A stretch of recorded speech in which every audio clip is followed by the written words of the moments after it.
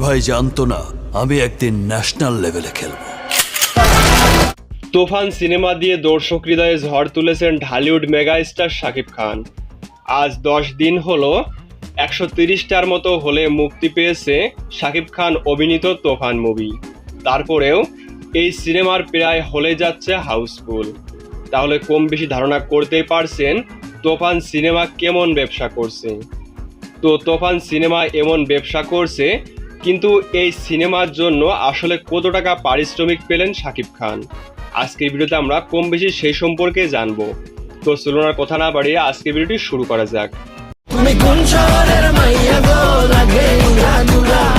বর্তমানে mega star Shakib খানের stardom এমন পর্যায়ে গেছে যে সে যদি যা তা বানিয়ে হলে মুক্তি দেয় তাও ব্যবসা সফল হয়ে যাবে।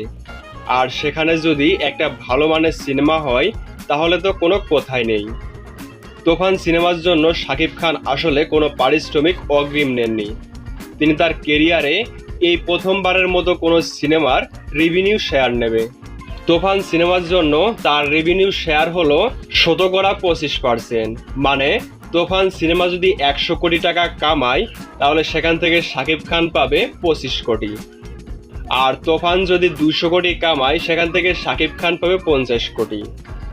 আর আমার এই কথাগুলো নির্ভুল, কারণ এই কথাগুলো স্বয়ং শাকিব খান নিজেই বলছে। আমার রেমুনারেশন হচ্ছে 100 কোটিতে 25 কোটি আর 200 কোটি হলে 50 কোটি।